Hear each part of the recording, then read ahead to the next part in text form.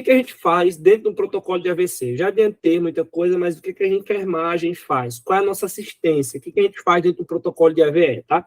Então, dentro do protocolo de AVE, pessoal, a enfermagem, ela tem que avaliar principalmente os sintomas globais de AVE, tá? Os sintomas que são mais encontrados, tá?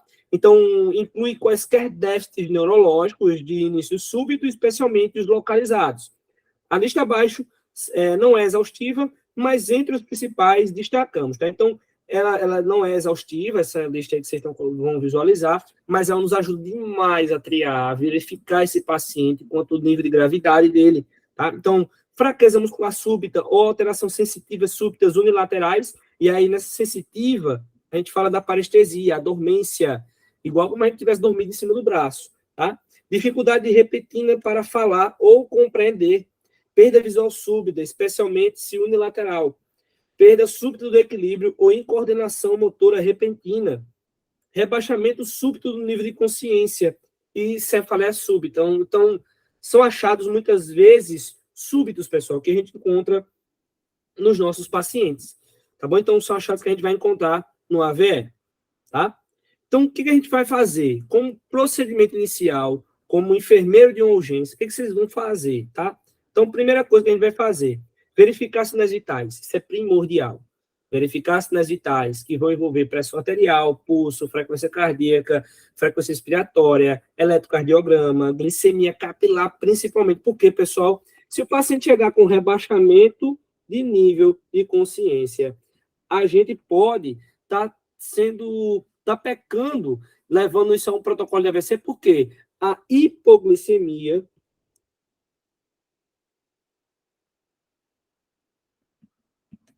na hipoglicemia, o paciente tem RNC igual ele tem no AVE. Então, a chance desse paciente desenvolver...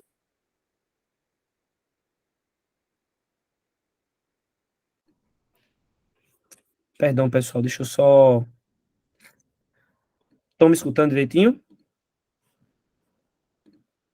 Agora sim. Continua escutando, não é? Bem?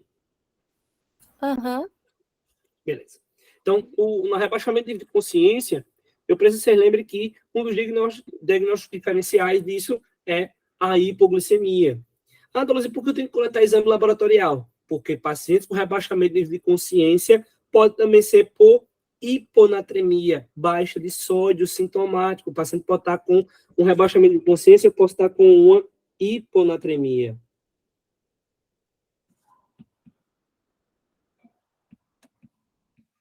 Que é uma diminuição do sódio sérico, tá? Então, são vários achados que a gente precisa ir corroborando, tá?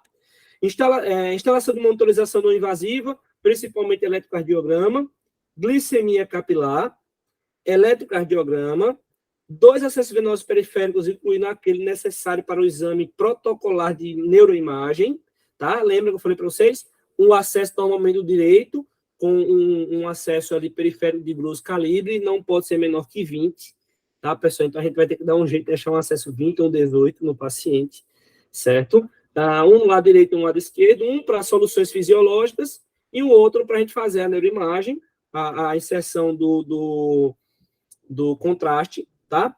Coleta de exames laboratoriais protocolares, hemoglobina, hematócrito, plaqueta, tempo de protrombina, tempo de tromboplastina parcial ativo, troponina, creatinina. Por que, Douglas, isso? Porque já pensou, se eu vou fazer nesse paciente, no protocolo, o contraste, o paciente está com o paciente é renal crônico que ninguém sabia, aí eu tenho que saber a creatina, porque, Douglas, mas isso aí vai impedir que a gente faça um exame de neuroimagem com contraste, se a gente não sabe? Não, a gente vai fazer. Só que a creatinina saindo, eu posso conversar com a nefrologia, para que a nefrologia prepare um processo de hemodiálise nesse paciente, pelo menos de urgência. Compreendido?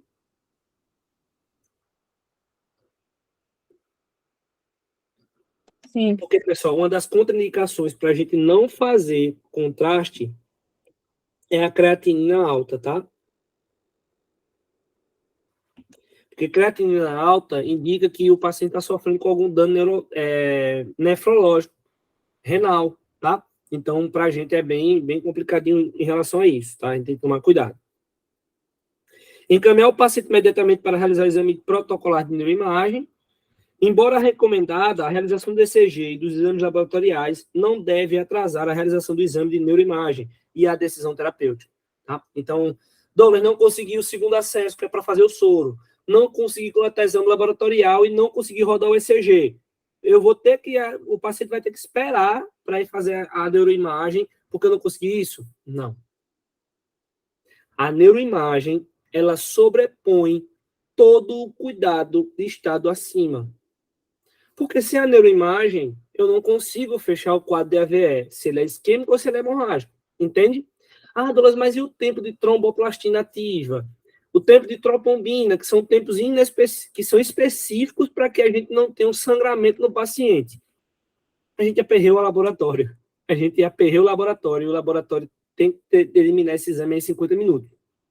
Nem que ele só avalie o tempo de coagulação do paciente e a gente veja o histórico com a família, se ele tem uso de AS, de clopidogrel.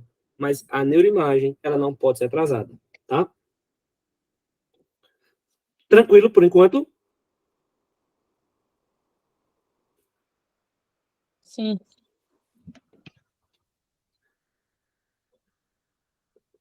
Esses são os tempos que a gente tem, pessoal, dentro do protocolo de AVC, que são recomendados, tá? Esse daí, eu tirei especificamente do protocolo do Albert Einstein, mas deixa eu tentar pegar aqui o meu protocolo para eu mostrar a vocês. Esse aqui é o protocolo que eu uso na minha instituição, tá? Então, eu vou ampliando aqui e vou mostrando para você. Então, o que a gente tem aqui? Vai ter a Gamara aqui, tá? Que é o protocolo do Hospital Memorial Arthur Ramos, o qual eu trabalho, tá? Então, tem aqui tempo zero, chegada do paciente, acionamento no totem de AVC, que é o totem onde a gente pega a fichinha de AVC, reconhecimento na triagem, chegada em ambulância, ou chegada em ambulância, tá? O enfermeiro da emergência abre o prontuário, coleta a história clínica, confirma o tempo de sintomas e aplica a escala de Cincinnati, tá? E tudo isso aí, pessoal, é em um tempo entre 0 e 10 minutos. Primeiro ponto, entre 0 e 10 minutos. Se o paciente preencher critérios, acionar o código AVC. Quem aciona o código somos nós, tá? E lá no hospital a gente tem um leito, que é o leito 1, que ele é específico para o protocolo de AVE. Tá? Então, o leito 1, lá do hospital onde eu trabalho, a gente tem 16 leitos, mas o leito 1, ele é específico para o protocolo de AVE. Douglas, mas o leito 1 já está com o paciente de protocolo de AVC. Leito 2. O leito 2 está ocupado, leito 3. Então, se eu tiver 3 protocolos de AVE concomitantes, ou que estão acontecendo dentro daquele momento, os leitos seguintes é 1, 2 e 3, tá? Todos têm que ficar monitorizados, todos têm que ter equipe observando eles. Então, por isso são esses 3 leitos, porque a equipe consegue visualizar esses pacientes diretamente, tá bom? Então, ali eu tenho entre 0 e 10 minutos para identificar isso, coletar a história rapidamente, fazer os testes de Cincinnati no paciente, tá? Lembrando da escala de Cincinnati, certo? E aí a gente vai levar ele para o leito de AVC. No leito de AVC, o enfermeiro da emergência, ele vai acionar o médico, que é o terceiro ou quarto plantão, que são os plantões que ficam com a gente, lá dentro da observação adulta. Eu vou acionar ainda o laboratório, maqueiro e o setor de imagem, tá? Preencher o formulário no nosso sistema e notificar o código de AVC no grupo de WhatsApp e acompanhar durante a realização do exame. A gente tem que fazer tudo isso, pessoal. Só que, assim, no começo, para mim, foi bem difícil, mas hoje é muito rápido. Porque no momento em que eu estou acionando aqui o médico, tá? O que eu acionei o médico, a partir desse momento, o médico também me ajuda. O médico já vai lá no grupo do WhatsApp, enquanto eu estou conversando com o maqueiro, se eu demorar, e ele não conseguiu ver lá ainda o paciente. Se ele estiver vendo o paciente, eu consigo fazer tudo isso. Então, ao mesmo tempo, eu consigo. Porque normalmente são 2 enfermeiros que ficam lá dentro, né? Que ficam nessa observação. Então, peço para o colega.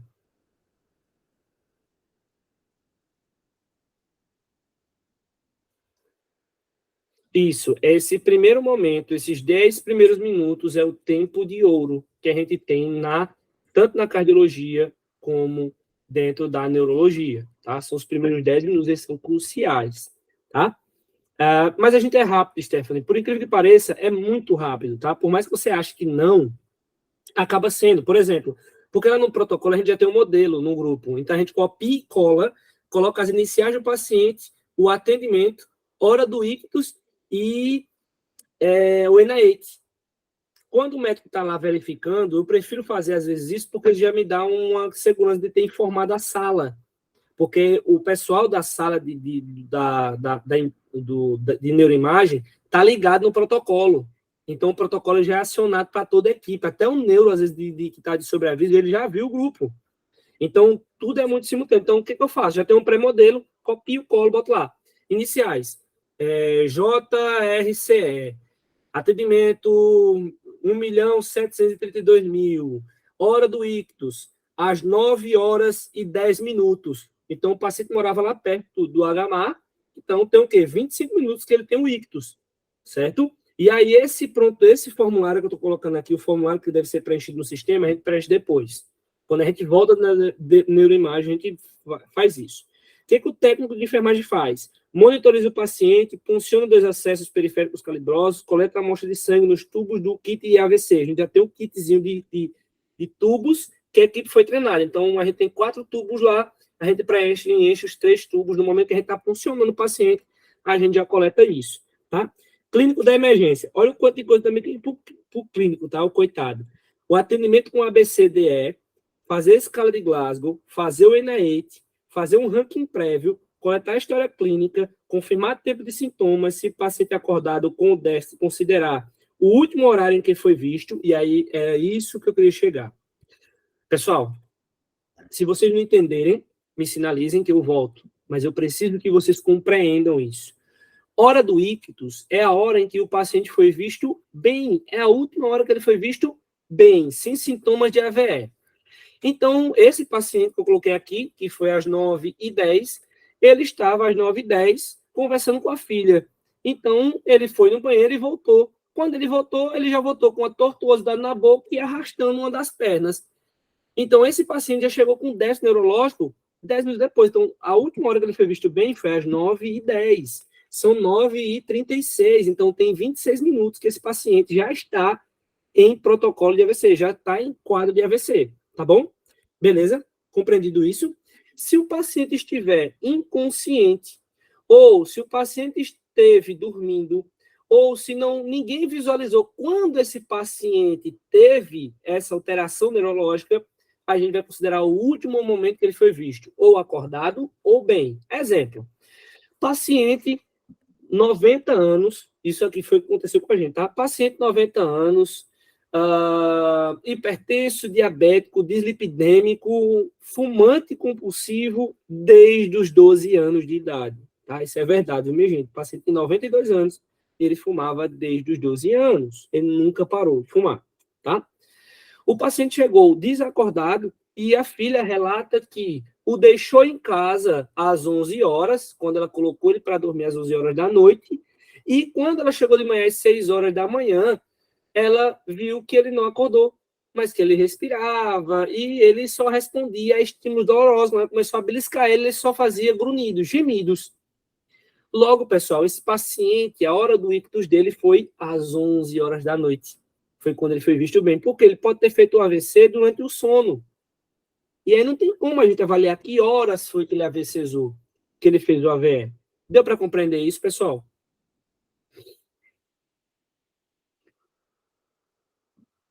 Deu para compreender ou não isso, pessoal? Sim. Isso é muito importante, gente. O último horário que o paciente foi visto bem, se ele não acordou, se ele não responde a estímulos, é o horário que a gente tem que verificar como horário de ictus, ou seja, o horário que ele foi visto bem pela última vez. Tá bom? Aí, vamos lá. E aí, a gente vai estar lá, né? A gente vai ter lá o técnico do laboratório, confere, identifica a amostra de sangue e encaminha para o laboratório. Então, a gente coloca lá, tudo bonitinho no canto, diz, ó, esse aqui é o protocolo de AVC do paciente fulano de tal, com atendimento tal. A gente pega a prescrição, entrega a ele junto com esse material. O biomédico libera resultados laboratoriais em até 50 minutos do tempo zero. Ou seja, minha gente, eu entrei lá, o paciente entrou lá às 9h30. O técnico do laboratório, o biomédico, ele tem 50 minutos de 9h30, ou seja, 9h30, 10h30, 10h20, o biomédico tem que estar me entregando os resultados, tá? Por quê? O paciente precisa estar em até 25 minutos onde? na sala de radiologia, na sala de neuroimagem, fazendo o exame de imagem, certo? O exame de imagem, aí a gente tem aqui, ó, o protocolozinho bonitinho para ranquear o paciente. A imagem que foi visualizada sem sangramento e sem obstrução arterial de grandes vasos. A gente vai avaliar a trombólise em até 60 minutos, tá? Ou se vai ser um tratamento que conservador. Tá? Normalmente, quando o paciente está aqui, ó, quando é uma neuroimagem desse jeito, a gente vai fazer tratamento conservador e vai encaminhar para UTI. Lembre, todo paciente precisa ir para UTI, tá bom? Certo? Se é um paciente que precisa de trombólise, a gente tromboliza e depois a gente encaminha para UTI. Imagem sem sangramento e com obstrução arterial de grandes vasos. O que a gente faz? Se o paciente estiver acima de 120 horas, certo? A partir disso daqui, a gente vai avaliar a trombectomia ou a trombólise, tá? Normalmente, inicialmente, a gente vai avaliar a trombólise, usar o Actilise. O paciente, ele tem muito mais tempo do que isso, ele está há mais de 4 horas, então o que a gente vai fazer? A gente vai fazer uma possível trombectomia. E aí a gente vai conversar com a neurocirurgia e os colegas da cirurgia vascular para fazer esse procedimento, tá bom? E mesmo assim a gente vai encaminhar ele para onde?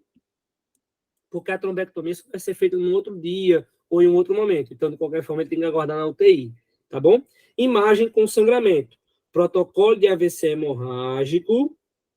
A gente vai falar, a gente pode fazer isso e conversar com o neurologista, ou se for de pequeno sangramento cirúrgico ou conservador, contactuar com a neurocirurgia e encaminhar o paciente para UTI, tá bom? Todos os desfechos são aí envolvidos a neurocirurgia, tá? Quais são as metas, pessoal, que a gente tem que entender no AVE?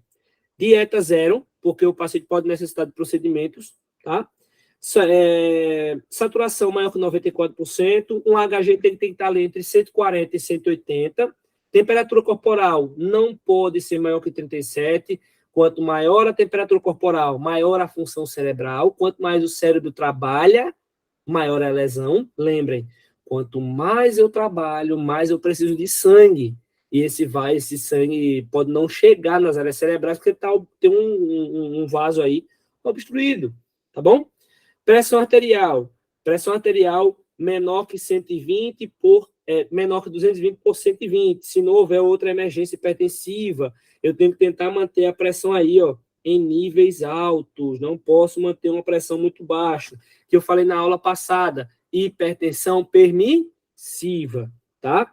E aí a neurologia tem de 40 a 90 minutos para avaliar esse paciente e encaminhar. Então, é basicamente isso aqui, né? O nosso protocolo, ele é bem definido, tá? É bem legal trabalhar como a gente trabalha. Eu me sentia razoavelmente perdido na primeira semana, mas depois eu deslanchei, tá? Não era a minha visão, não era o meu trabalho, eu não vivenciei isso na faculdade, eu não vivenciei isso em nenhuma pós-graduação. Tudo que vocês estão vendo aqui foram coisas que eu nunca vi na minha vida, e que por isso que eu faço questão hoje de qualquer curso que eu dou de urgência clínica, de qualquer pós-graduação que eu vou para dar urgência clínica, eu trago o protocolo de AVC. Porque hoje, gente, infelizmente ou felizmente, é um dos achados que a gente mais encontra dentro do ambiente hospitalar de urgência e emergência, tá? Certo? Bom, o que a gente vai fazer com medida terapêutica? Deixa eu só carregar aí já, vai carregar para vocês aí, já dentro dos cuidados. O que a gente vai fazer dos cuidados? Realizar monitoramento, muito parâmetro do paciente nas primeiras 24 horas de evolução do AVC, do AVE. Manter o paciente em decúbito elevado a 30 graus. Por que a pessoa tem que manter o paciente em decúbito elevado?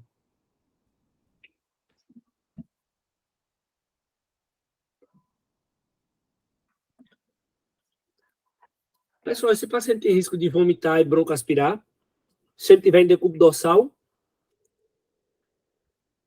Sim. Então, isso. Então, por isso que ele é um paciente que precisa estar em uma angulação maior, igual a 30 graus. Não pode ser maior, porque isso daí pode diminuir a pressão intracraniana, e também não pode ser zero, porque pode aumentar a hipertensão intracraniana, tá? Então tem que ser ali um grau de 30 graus também, tá?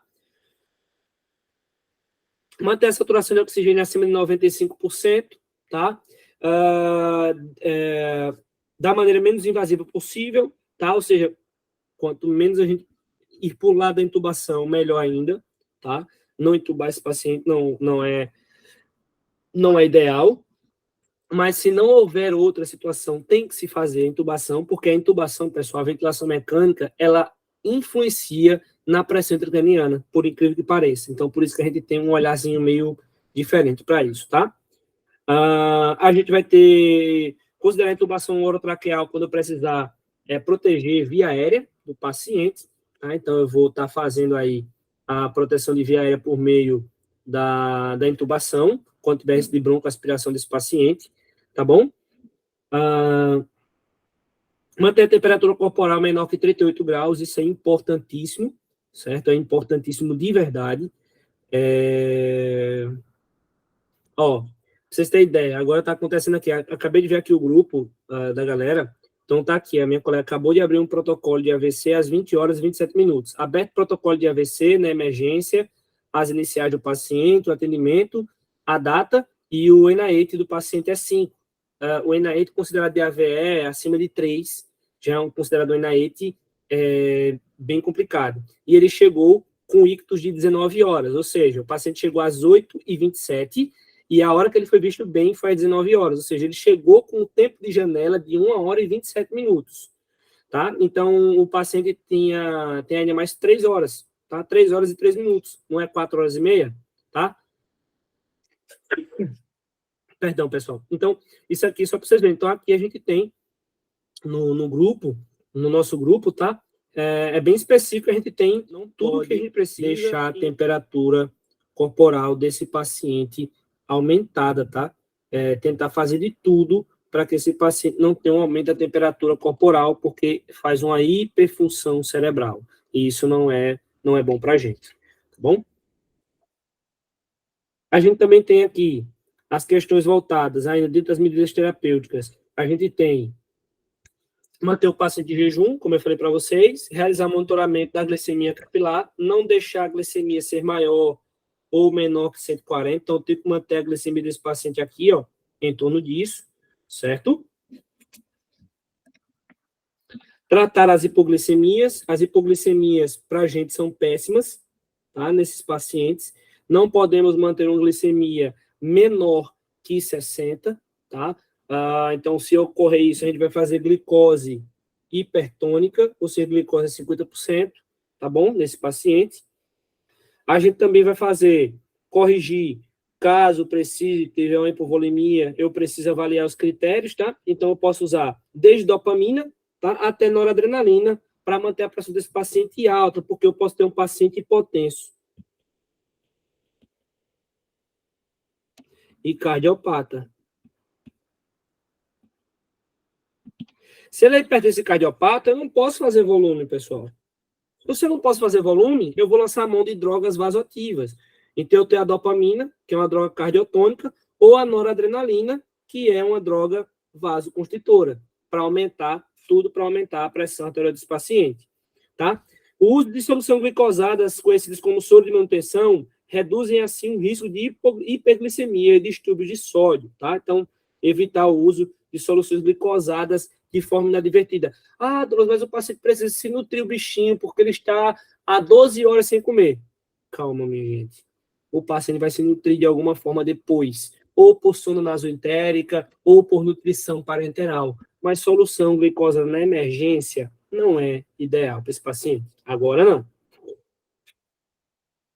A avaliação neurológica a cada 2 horas, nas primeiras 24 horas, a gente vai usar a escala de Glasgow para isso, tá? Escala de Glasgow nesse paciente. Controle glicêmico, oxigenoterapia suplementar, temperatura corporal, né? Como vocês viram anteriormente, dentro do protocolo lá. A gente tem alguns cuidados contra a prevenção de TVP, de tromboembolismo venoso periférico. Eu tenho que lembrar vocês isso, que o paciente vai ficar um paciente o quê? Acamado, é um paciente restrito ao leito, e por isso eu vou ter que usar meias elásticas. Douglas, posso usar meia elástica? Posso usar anticoagulante? Vai depender, tá? Lembrando que os cuidados para TVP eu posso usar desde meias elásticas, que é as meias compressivas, tá? E também posso fazer o uso de anticoagulante.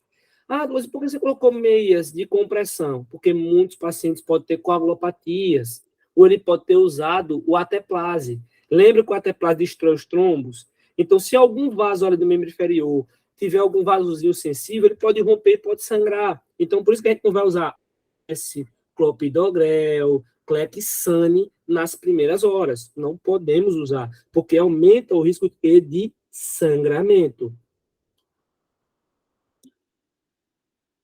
Então, em vez de a gente fazer medidas de TVP farmacológicas, a gente vai fazer medidas de TVP o quê? Mecânicas, as meias elásticas.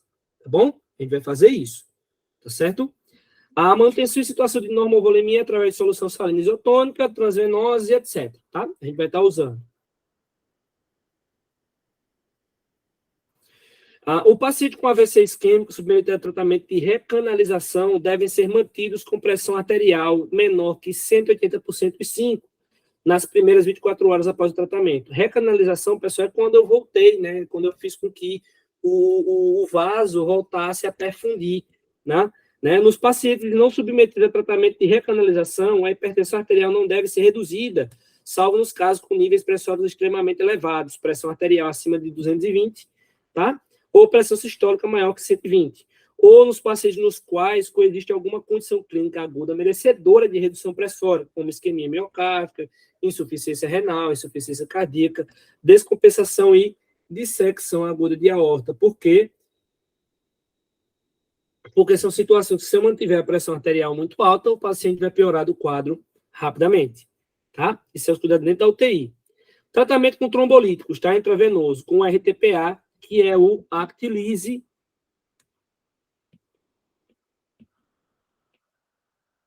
O Actilise.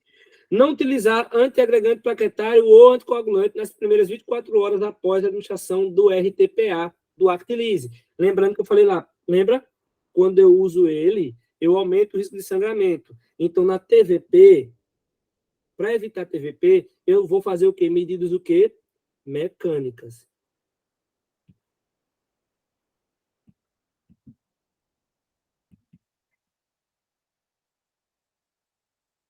Meios de compressão. Beleza? Deixa eu apagar aqui, pessoal.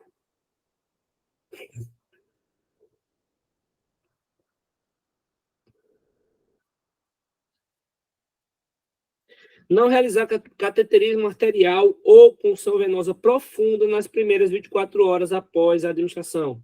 Ou seja, eu posso pegar no máximo a jugular externa. O médico deve evitar fazer acessos venosos profundos, como jugular interna, subclávia direita, subclávia esquerda, tá?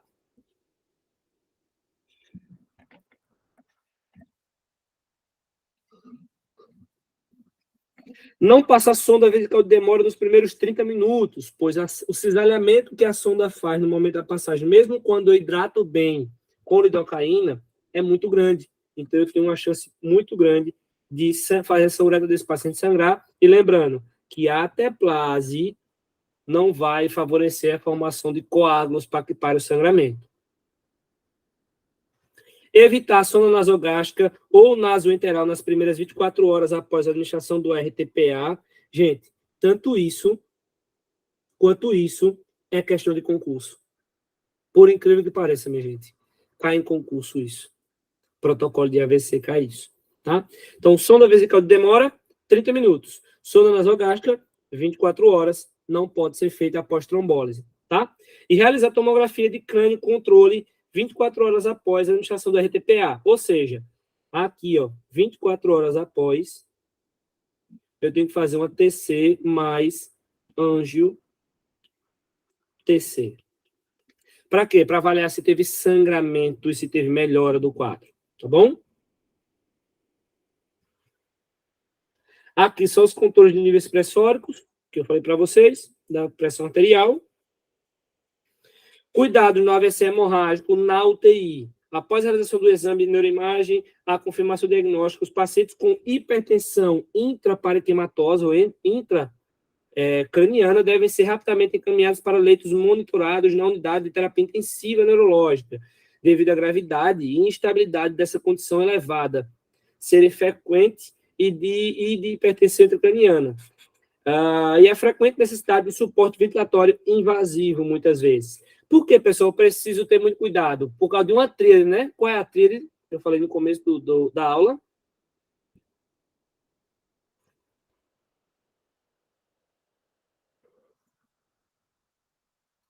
Qual é a tríade, pessoal? Que eu falei no começo. Tríade de Cushing. Tríade de Cushing.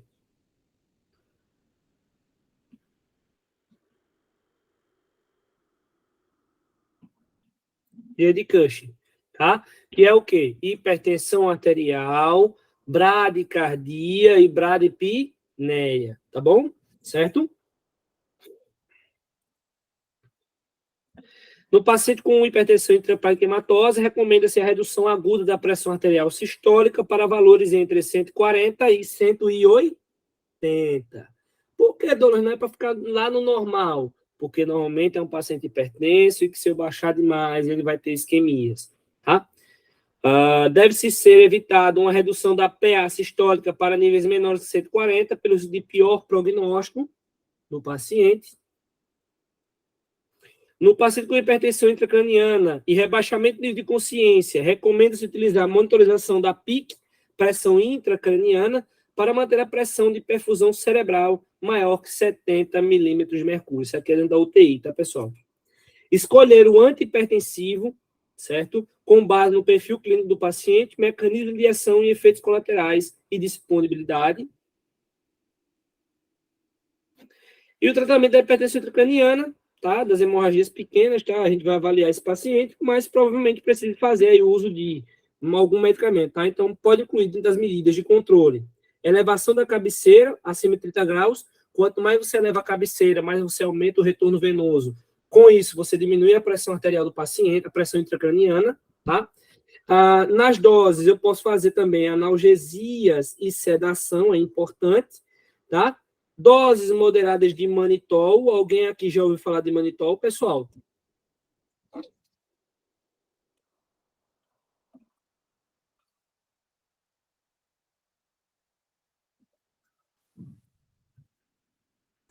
Já, professor. Qual é a ação do manitol, pessoal? Vocês sabem? É diurético. Ele é diurético. Mas Só como sei é a isso. característica dele?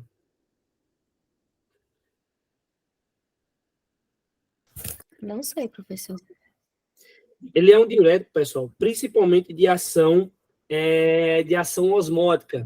Como assim, Douglas? Ele altera a osmolaridade sanguínea e por isso ele consegue drenar mais. Como ele altera a osmolaridade sanguínea, ele consegue fazer com que a pressão intracraniana ela caia. Douglas, mas a furosemida faz isso? A hidrocortiazida faz isso? Não. O manitol é específico para tentar diminuir a pressão intracraniana do paciente e tentar manter uma PaCO2, tá, pessoal? Nesse paciente, se for necessário, entre 28 e 32. Isso aqui a gente vai trabalhar lá em gasometria, e aí vocês vão entender o porquê. Eu vou tentar resgatar isso, tá? Não administrar corticosteroides com o objetivo de reduzir a PIC. Os corticosteroides não têm indicação em hipertensão intracraniana sem ser traumática, tá? Então, a gente não usa Dexa, não usa metilprednisolona nesses casos, tá? As crises epiléticas, evitar o uso de drogas anticonvulsivantes profiláticas em hipo. Como assim profilática? O paciente teve uma AVE, eu acho que ele vai convulsionar. Vamos fazer fenobarbital? Não, não é assim. Tá, pessoal? Não é assim. A gente não vai fazer desse jeito, tá? Realizar eletroencefalograma contínuo nos pacientes com hipertensão intracraniana e rebaixamento do nível de consciência desproporcional ao grau de lesão parenquimatosa, tá? O paciente tem uma lesão parenquimatosa, só que a lesão não é compatível com os achados. Então, a gente vai fazer um eletroencefalograma para avaliar se essas crises epilépticas, convulsivas, elas não têm a ver com outra situação tardia dele. Se esse paciente tiver crises convulsivas repentinas, o que a gente vai fazer inicialmente, tá? A gente pode fazer o diazepam, né, no momento da crise convulsiva, mas de manutenção a gente vai fazer o quê? a fenitoína, por via intravenosa, e já a gente vai conversar com ela, tá? Se não der tempo até as 10h30, de eu terminar a parte de crise convulsiva, pessoal, a gente na outra aula continua e assim sucessivamente. Qualquer coisa, eu tiro um outro dia para concluir todo o cronograma. Não se preocupe, vocês vão ver todo o cronograma obrigatoriamente, tá, pessoal? Eu sei que pode ser cansativo às vezes, mas eu preciso que vocês vejam todo o conteúdo que foi prometido, tá? Preciso, porque vocês vão fazer uma avaliaçãozinha, um testezinho no final. Vocês vão ter vários testes, eu vou estar deixando lá no grupo e no Drive. Vocês vão responder esse teste para mim, vai ser um teste online.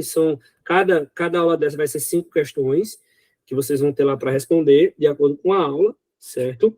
E, posteriormente, vocês vão ter um teste grandão, que vai envolver tudo isso, e aí eu vou ter uma nota de conceito para vocês. Então, atrás do certificado de vocês, vão ter os temas que vocês tiveram e uma nota conceito atrás, tá?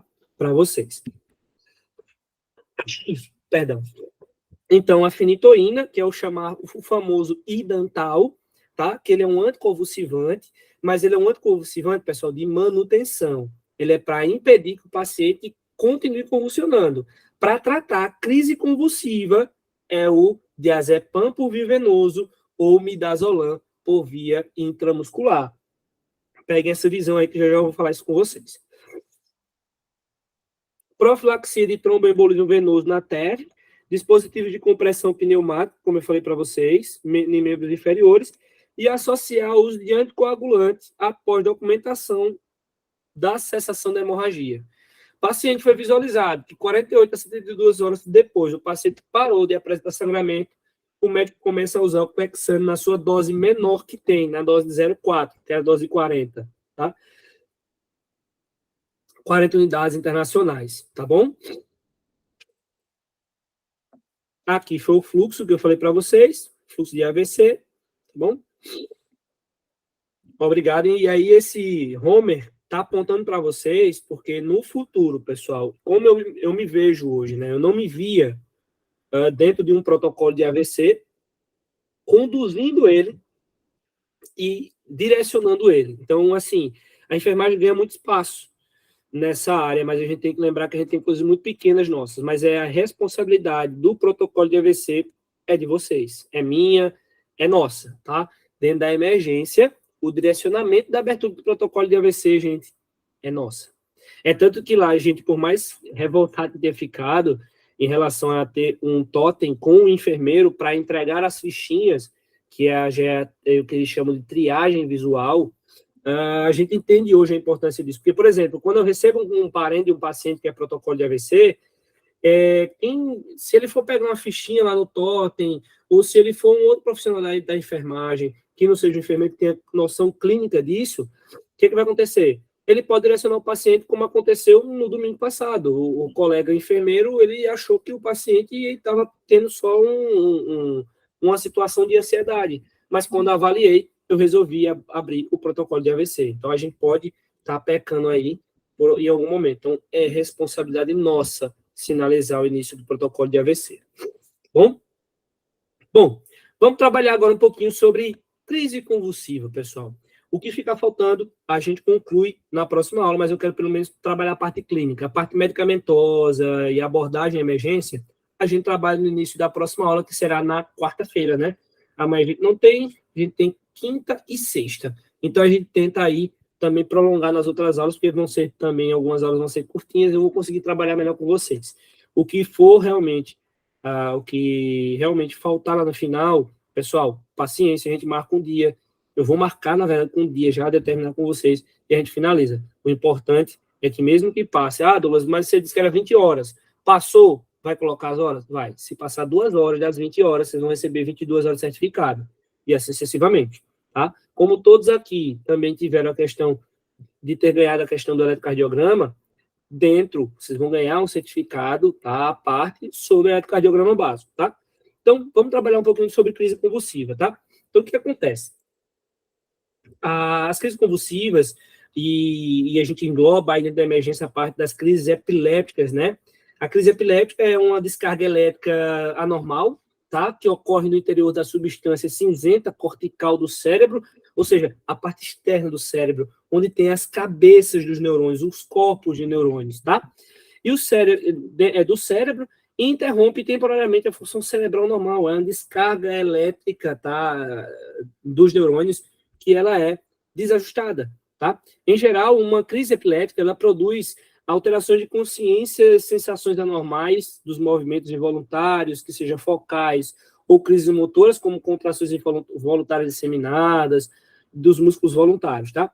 Cerca de 2% dos adultos apresentam uma crise epiléptica em alguma ocasião da vida, e 2/3 desses indivíduos nunca apresentam uma crise convulsiva, tá? Uma crise epiléptica. Então, a crise epiléptica é algo que, para a gente adulta, ela é muito, muito ínfima, é apenas 2%. Mas aqueles que apresentaram 2/3 podem continuar apresentando, tá? E aí eu trouxe, pessoal, 4 definiçõezinhas de epilepsia, tá? Eu preciso que vocês tenham ideia do que são essas 4. Porque o que acontece? Em 2017, houve uma alteração na classificação, na forma de classificar as crises convulsivas. E já vou mostrar para vocês. Então, a gente tem a epilepsia sintomática, que é a epilepsia devido a uma causa conhecida como, por exemplo, um tumor encefálico, um acidente vascular encefálico. As convulsões que provocam são chamadas de crises epilépticas sintomáticas. E essas crises são mais comuns em recém-nascidos e idosos. Por quê? Recém-nascidos porque tem uma causa normalmente uma causa... Esqueci agora o nome. Uma causa de nascimento, tá? Congênita, perdão. E nos idosos, devido às alterações. A epilepsia criptogênica é a epilepsia que presume-se que ocorra devido a uma causa específica, mas cuja causa específica é atualmente desconhecida. A gente não consegue verificar o mecanismo. A gente acha que é uma causa específica ali, mas é específica que eu não consigo definir hoje, atualmente, tá?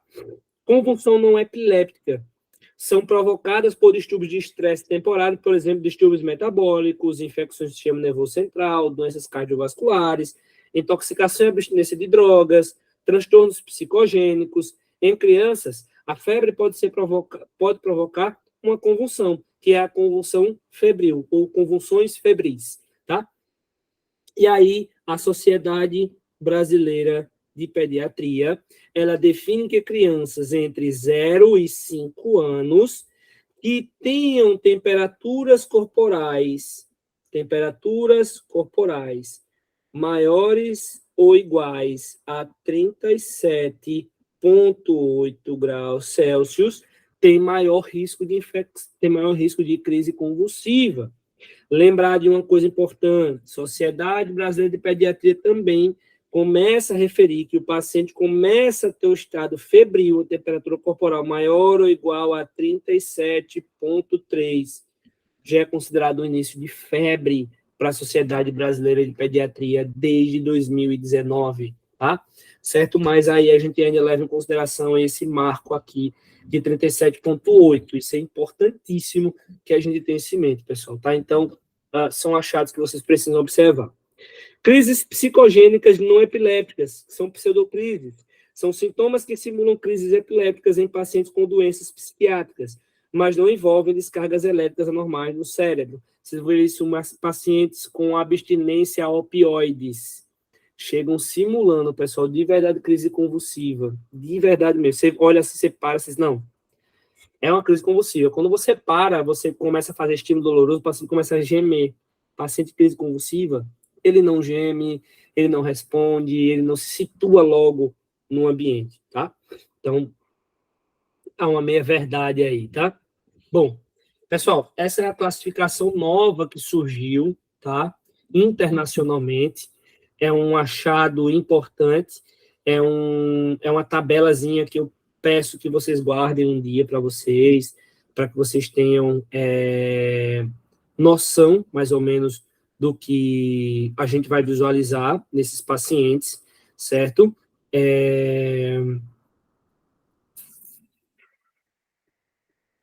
a gente precisa, né, ter em mente essa classificação, tá? E precisa justamente identificar, né, na verdade, tudo isso desses pacientes nossos. Então, a primeira coisa que eles fizeram foi dividir agora esse esquema das crises convulsivas em 3 situações: a focal, a generalizada e a de início desconhecido e a não classificável. Tá? Na crise focal, são aquelas que são perceptíveis e desperceptíveis, ou seja, aquelas que são possíveis de percepção, tá? Do paciente, ele percebe que vai ter isso, a gente consegue perceber também que ele está tendo uma crise convulsiva, e as desperceptivas, elas são normalmente as crises que envolvem crise de ausência, crises mais que envolvem mais um comportamento cognitivo do paciente, tá? Então, nas perceptivas, a gente tem da inicial motor, que é o automatismo, as atônicas, as clônicas, os espasmos epilépticos, a hipercinesia, mioclonias, tônicas, etc. Tá? Início no motor, autonômicas, parada comportamental, cognitivos, emocionais, sensoriais. A focal evoluindo para tônico-clônico bilateral, pode acontecer, tá? Então, só quero que vocês entendam que isso aqui é uma classificação que a gente precisa estudar. É tanto que eu vou mandar um material associado para vocês, porque eu não consigo abordar tudo isso aqui na aula, mas vocês podem ter esse conhecimento lá. Mas as que a gente mais vai ver são as generalizadas, que são a tônico-clônica. Tônica por quê? Contrai. Contrai com força que o membro ficou contraído. Tônico. Contrai a musculatura. Tonicidade. Mioclônica é quando eu tenho espasmos, tá? Inadvertidos, tá? Mioclônicas, tônico-clônicas, mioclônico-atônicas, atônicas, espasmos epilépticos, não motoras, típicas, que a gente chama de crise de ausência, né? Típicas, atípicas, mioclônicas palpebrais, são as pálpebras mexendo do paciente, tá? De início desconhecido, eu tenho as motoras, tônico-clônicas, os espasmos epiléticos, não motoras, parada comportamental, tá? E a não classificável. Isso aqui são as classificações dentro. Focal, por exemplo, somente um braço. Generalizada, todo o corpo. Desconhecida, você não consegue verificar muito bem isso ou você não visualizou. Aqui é um local, aqui é local, é um único lugar, aqui é generalizado. Aqui, normalmente, o profissional não viu o paciente convulsionando. É aquele paciente que chegou de casa, ó, meu filho, acho que ele convulsionou. Se você não conhece, é melhor colocar desconhecido. E a não classificável é as que não englobam nenhuma dessas 3. Deu para compreender, pessoal?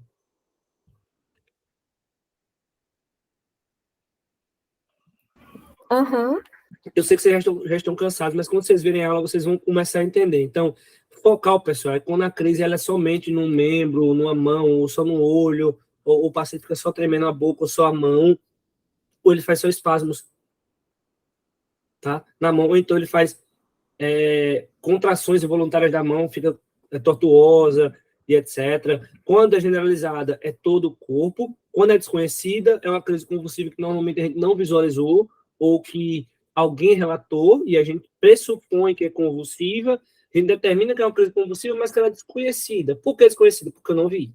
Tá? E a não classificável é nenhuma que se instale aqui. Por exemplo, paciente que chegou por uso de alguma solução entorpecente, e essa solução entorpecente, como por exemplo, o uso de alguns cogumelos, algumas raízes, tá? E aí, devido ao uso inadvertido, ele teve uma crise convulsiva. Então, não é classificada, porque eu desconheço o mecanismo dessa crise convulsiva, da toxicidade, tá?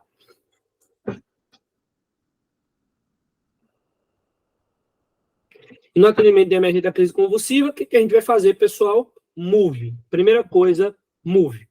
Monitorização, oxigênio e veia. Oxigênio se o paciente estiver desaturando, e veia é imprescindível. Então, monitorizar esse paciente, pressão arterial, pulso, frequência respiratória e temperatura, pegar um acesso venoso e oxigênio terapia se ele estiver desaturando. Se ele tiver com dificuldade, com muita hipersalivação, deitá-lo lateralmente e tentar abrir as vias aéreas. Avaliar se houve uso de drogas e administrar os medicamentos de emergência. E avaliar a glicemia capilar do paciente. Por que glicemia capilar? Porque a hipoglicemia pode causar crise convulsiva não específica. Tá bom? E aí, para tratar o paciente, tá? Eu vou colocar aqui, vou elencar isso daqui, vou finalizar a aula, e aí a gente vai para a parte de tirar dúvida de vocês, aí 5 minutinhos, depois eu libero vocês, e a gente finaliza a parte das drogas específicas, cálculo de medicamento, essas coisas que vai ter nessa parte aqui, bem interessante. Então, primeira coisa, pessoal, se é uma crise convulsiva, uma crise epiléptica,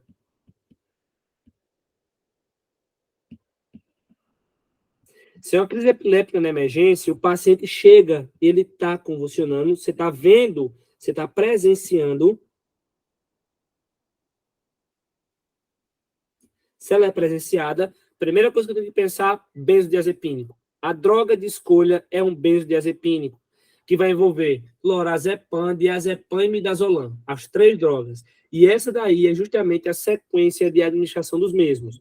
Lorazepam, poucos hospitais no Brasil têm, porque lorazepam antigamente ele só era via oral, mas agora a gente tem o lorazepam IV. Então, a droga de escolha para controle da crise convulsiva que você está presenciando, o paciente está tendo a crise convulsiva, é lorazepam intravenoso.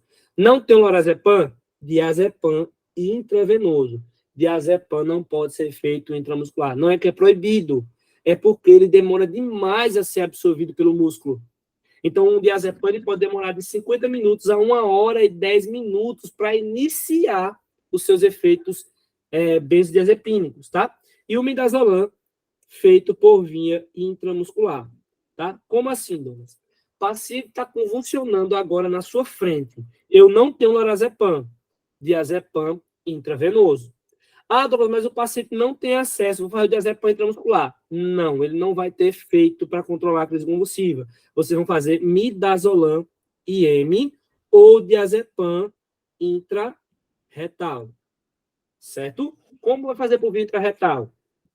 Introduz uma sondinha, pega uma sondinha de criança, de bebê, uma sonda vesical mesmo de bebê, tamanho 6 ou 8, de preferência 8, passa mais ou menos o quê? Aproximadamente 5 centímetros dessa sonda na região retal, que lembrem-se, até isso tem explicação, e vocês fazem o diazepam por via retal. Por que, Douglas, em torno do máximo 5 centímetros? Porque na região retal, tá? Deixa eu desenhar aqui. Aqui a gente tem o reto, colo sigmoide, e aqui o ânus, certo? O reto tem 3 plexos venosos que irrigam o reto, que drenam o reto. E as artérias também, tá? Que é os plexos hemorroidários. É daí que vem o nome hemorroida, tá? O plexo hemorroidário superior, o medial e o inferior. Esses plexos hemorroidários são veias, são vasos, e vão acabar absorvendo o diazepam para que ele passe na circulação sanguínea. E aí, qual é o problema?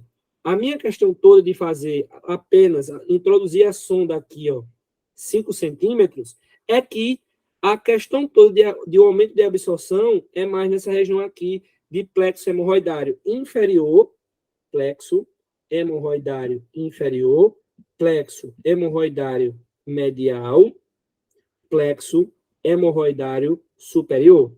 Então, a melhor absorção, e que não precisa passar pelo fígado, é justamente nesses 2 plexos aqui. A parte desse plexo é mais complexo e vai passar também no fígado, tá? Certo? Então, por isso que a gente tem que fazer por via retal, né, normalmente nesse distanciamento aí, tá? Quem vai fazer o diazepam por via, tá, retal. Qualquer outra medicação, Stephanie. Qualquer outra medicação que precisa ser feita por via retal tem que respeitar esse princípio da administração de medicamentos, tá? É tanto que eu acho que a Jéssica, eu acho que você tem o meu livro lá de medicamentos na prática de enfermagem, e vocês podem olhar lá na página que fala de diazepam, lá nos cuidados de enfermagem vai estar dizendo como administrar, meninas. Podem revisar. Roger, se não tem, você vai poder estar adquirindo lá depois, viu? Já fazendo propaganda já do livro. Vocês podem adquirir lá, tem um link lá no meu perfil, tá? Do Instagram, e aí você consegue adquirir ele lá para você comprar ele, tá bom? E aí ele fica lá disponível para você acessar parece que por 2 meses agora, tá bom? E aí vocês conseguem ver isso daí. Então, lorazepam é a droga de escolha da crise convulsiva, tanto nos Estados Unidos, é a pedida, é o que eles mais usam, é lorazepam para controlar, e não usam tanto diazepam, porque o lorazepam é mais novo, tem menos efeitos adversos, rebaixa menos o paciente. Lembrar que o diazepam, ele pode rebaixar o nível de consciência, pode rebaixar o nível respiratório do paciente, tá? E o midazolam, por via intramuscular, ele é muito bom, mas eu tenho que lembrar que o midazolam é um sedativo muito mais potente que o diazepam, então eu tenho que monitorizar, se for criança, se for adulto, se for idoso, tá? Se o paciente tiver uma nova crise convulsiva ou não cessar a crise, eu posso repetir a mesma dose de benzodiazepínicos, não ultrapassando 20 miligramas de diazepam, tá? Certo? Que é a droga que a gente mais usa. E o lorazepam, eu posso repetir também mais uma dose, ou seja, eu posso duplicar essas doses 2 vezes, e aqui eu tenho que considerar de 1 a 2 vezes, mas avaliar suporte ventilatório. Eu tenho que avaliar o paciente, porque o paciente pode rebaixar demais, tá bom? Idantalizar, que é o idantal que eu falei para vocês, que é a fenitoína. A fenitoína não é uma medicação que para a crise convulsiva, e sim uma droga de manutenção. Como assim, Douglas, manutenção? Ela é uma droga que vai impedir que o paciente convulsione de novo. O diazepam, o lorazepam e o midazolam, eles tratam a crise convulsiva, não, eles fazem com que o paciente pare de convulsionar. Mas a fenitoína, o fenobarbital, dentre outras drogas, elas vão ajudar a fazer uma manutenção, fazer com que o paciente não tenha mais crise convulsiva. Tá bom? Eu posso ter uma dose adicional de fenitoína, posso, mas tenho que tomar cuidado com os efeitos adversos da fenitoína, que é rebaixamento de consciência, bradicardia, hipotensão, estado de desorientação mental, rebaixamento de consciência, dentre outros. Se o paciente não melhora, eu posso pensar aí, tá, numa indução com fenobarbital ou midazolam, eu posso induzir, posso fazer fenobarbital ou manutenção. Fenobarbital é o famoso e antigo Gardenal, certo? Por via oral ou via intramuscular. Eu vou contar a história aqui rapidinho de uma criança que ela já tem crise convulsiva, ela tem um dano neurológico já congênito, uma malformação cerebral, e ela chegou para a gente, né, bem complicadinha, né, lá na emergência com a gente, a criança apresentando dificuldade para o controle da crise convulsiva, foi bem complicado manter esse controle dessa criança, mas a gente conseguiu a custas, né, de um controle razoavelmente por meio de vários medicamentos. Como a gente fez? Como é que a gente fez? Primeiro de tudo, a criança chegou desaturando, porque ela permaneceu convulsionando por 5 minutos, pessoal. Foram 5 minutos de crise convulsiva, tônico-clônica, e depois com pequenas crises focais na boca e olho direito. O que a gente fez de cara, né? O que a pediatra fez? A gente colocou no oxigênio o paciente e pegou um acesso e iniciou a infusão de diazepam EV, doses fracionadas, tá? Calculada de acordo com o peso da criança, tá? Fizemos o diazepam, ela diminuiu as crises focais, porém, 10 minutos depois, a criança apresentou nova crise convulsiva. Dobramos a dose de diazepam EV e a criança, mesmo assim, continuou posteriormente tendo crise convulsiva. Tá? Foi feito posteriormente também como medida de suporte midazolam intramuscular, mas a criança continuou convulsionando. E aí eu larguei, né, como a gente fez tudo isso, a gente identalizou a criança depois, e aí eu conversei com a pediatra, porque a criança não parava de convulsionar. Eu falei, doutora, na próxima sequência aí, a gente tem o fenobarbital. Midazolam não vai poder fazer mais, a gente não vai poder, até brinquei, não vai rolar midazolam, senão ela vai rebaixar demais e vai acabar entubando e vai ter dificuldade de sair, porque ela já é acamada já desde os 30 dias de nascida, ela já é restrita à cama e ao berço, e assim, eu vou ter alguns problemas em relação a isso. Douglas, é mesmo, não sei o quê, então vamos lá, vamos pensar aí, o que você sugere? Não, sugere a gente fazer o fenobarbital. tá? Só que o fenobarbital de uma forma que a senhora e eu nunca fizemos, mas o protocolo ele pede, que é o fenobarbital por via IV. É tanto que o fenobarbital dificilmente a gente usa por via IV, porque ele tem um risco muito grande de rebaixar, porque ele é um derivado do tiopental. Tiopental, pessoal, é da família do fenobarbital, é um barbitúrico. Foi o primeiro sedativo usado em anestesia geral. Por eles serem da mesma classe, o fenobarbital pode induzir uma anestesia e a criança acabar precisando ser entubada. Só que o fenobarbital é menos potente, então se a gente fizer menos dose, calcular com o peso da criança, fazer devagar e monitorizar, tem menos efeitos adversos. Ela, Douglas, eu nunca fiz. Digo, pois é, vamos ver aí, vamos conversar com um colega seu que já fez e a gente vai tentar definir como é que a gente vai fazer, porque eu não posso ficar com essa criança convulsionando. Ela teve, gente, 12 crises convulsivas em 2 horas. Então é muita crise convulsiva, tá? E aí a gente fez o fenobarbital e deu certo.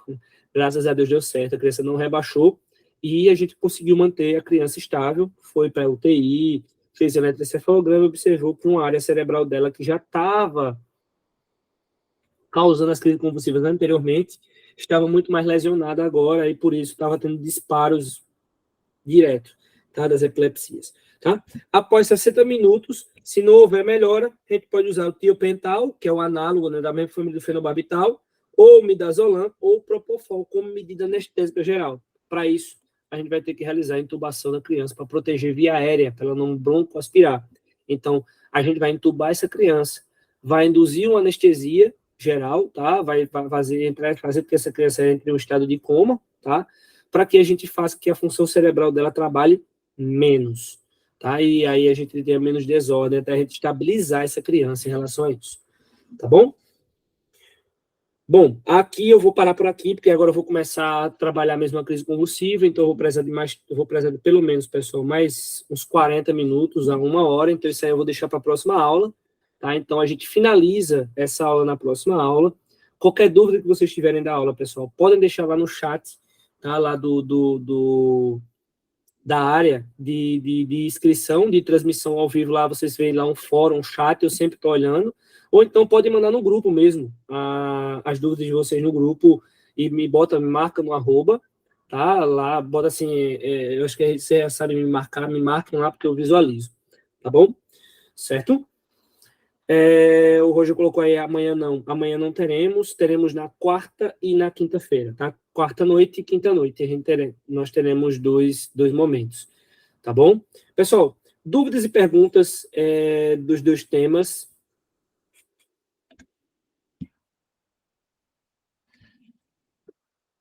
Professor, no caso, essa anestesia geral é 60 minutos Isso. após a gente ter tentado com o fenobarbital, não é isso? Isso, porque eu posso lançar de mão de vários benzodiazepínicos do fenobarbital, pessoal, mas aí eu preciso que vocês lembrem que quanto mais eu faço drogas da família dos benzodiazepínicos de forma inadvertida, eu posso levar o paciente a um rebaixamento de respiratório, porque lembra que o midazolam e o diazepam são relaxantes musculares, por isso que eles cessam a crise convulsiva. Então, por ele cessar a crise convulsiva, a chance que eu tenho naquele momento de a paciente ela evoluir com um rebaixamento de sensório do respiratório do cardíaco, levando a uma hipotensão, uma bradicardia, uma diminuição da frequência respiratória e precisar ser entubada é muito grande. Então, por isso que a gente faz diazepam, pode fazer uma segunda dose dele e a próxima dose é idantal. E Dantal não teve uma boa sobrevida na manutenção da crise convulsiva, ou seja, mesmo fazendo Dantal, a criança está convulsionando, aí eu vou para o fenobarbital, porque ele é mais forte, tá? Entre aspas. Ele foi um medicamento criado para isso, para controlar a crise convulsiva, assim como o Idantal. Mas a droga de primeira escolha hoje é o Idantal. Idantal não fez efeito? Fenobarbital. Fenobarbital não fez efeito? Aí, infelizmente, eu tenho que ir para sedação, tenho que ir para anestesia, tenho que sedar essa criança, entubar ela para proteger cérebro. Lembre, cada crise convulsiva que uma criança tem é mais uma lesão. Você vai ter uma área lesionada. Se um adulto tem uma área lesionada cerebral, cada crise convulsiva leva a uma nova lesão cerebral. Entendi, professor. Tem alguma contraindicação, alguma para fazer esse tipo de protocolo? Como assim? De uso do anestésico, seguir essa regrinha? É, tipo assim, algum paciente que tem alguma hipersensibilidade, alguma medicação, ou alguma Se ele condição, tiver assim, de saúde que não hipersensibilidade, pode. se ele tiver hipersensibilidade ou alergia, a gente vai mudar esse protocolo, vai tentar permear aí as medicações que a gente pode usar. Por exemplo, tem paciente que ele é alérgico ao idantal. Então, a droga de escolha da sequência é o fenobarbital. Não tive dantoína, não tive fenitoína, a segunda droga de escolha é o fenobarbital. Tá? Entendi, professor. Tá Paciente certo. alérgico a diazepam. A gente vai fazer propofol, vai pular todo o protocolo e já sedar o paciente e levar ele para a UTI. Ah, Douglas, o paciente ele é alérgico aos todos os benzodiazepínicos. Aí tu vai ter que controlar com idantal e fenobarbital. Ah, Douglas, não fez efeito, propofol. Aí o propofol precisa que o paciente seja o quê? Muitas vezes, se for criança, entubado para proteger via aérea. Entendi, professor. Obrigada. De nada. E aí, pessoal, mais alguma dúvida? Bora lá.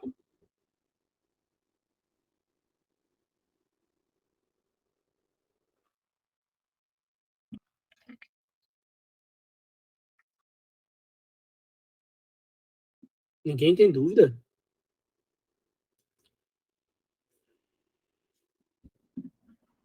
Ô, Douglas, só uma coisinha. Sim. Queria até falar como é que esqueci.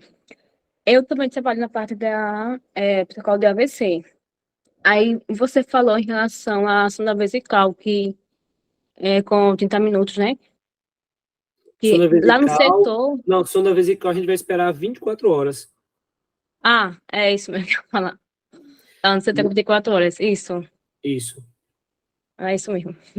Então, sonda vesical, 24 horas. A gente vai ter que esperar 24 horas para fazer essa sonda vesical de demora e 30 minutos para fazer a sonda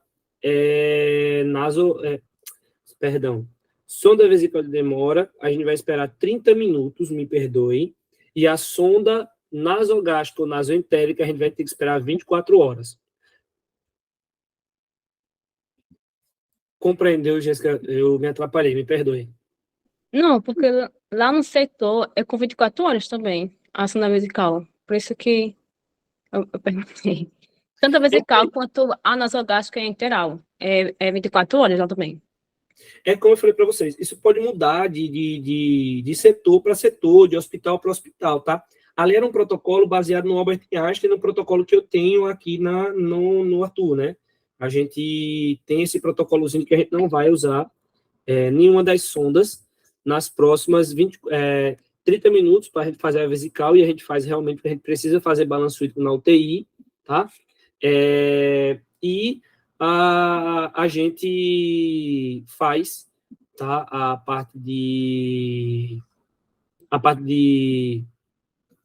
Como é que fala, meu Deus? A parte de sondagens nasogástricas, a gente espera realmente 24 horas. É tanto que o paciente fica 24 horas em dieta zero, tá? Então, as primeiras 24 horas o paciente fica em dieta zero, tá? Lá com a gente na UTI. A gente não faz nenhum cuidado. Não é que a gente não queira fazer nenhum cuidado a mais, é porque realmente o índice, a chance de sangrar é muito grande, tá? Então, por isso que a gente evita o máximo que a gente pode fazer procedimentos invasivos nesse paciente. A gente evita demais mesmo, de verdade.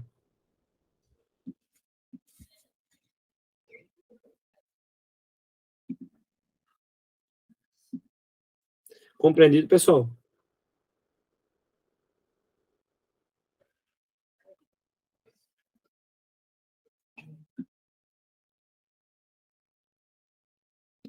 Beleza, pessoal. Eu vou estar disponibilizando para vocês a próxima aula. Estou terminando a edição dela, alguns cortes, algumas coisas, e eu acho que na quinta-feira, sexta-feira, por aí eu estou postando, né? Que é sempre 7 dias após a aula vai estar disponível lá para vocês, porque eu vou editar, né? Até essa parte aqui finalzinha que eu estou falando que vou editar as aulas, eu vou cortar para não ficar a aula extensa. E eu estou dividindo, tá? Vai ter a aula eu vou estar dividindo ela em partes. Então, aquela aula passada, vou dividir ela em 4 momentos. Parte 1, 2, 3 e 4. Para ficar melhor. Então, eu tenho um programinha, eu consigo dividir ela, tá? E aí fica melhor para vocês. E essa aula aqui, até a próxima terça-feira também, a gente vai estar dividindo aí, vai estar vendo também, vou dividir ela em 4 momentos. Então, as aulas de vocês vão estar divididas sempre em 4 momentos. Tá bom? Bom, pessoal, então eu vou finalizando por aqui. Espero que todos tenham gostado desse momento. A gente pode discutir mais um pouco sobre isso. Finalizo os outros slides na próxima semana, na próxima aula, perdão, na quarta-feira à noite, às 20 horas, e assim sucessivamente. Um bom descanso para vocês e até a próxima. Tchau, tchau, pessoal. Boa noite para vocês. Bom descanso.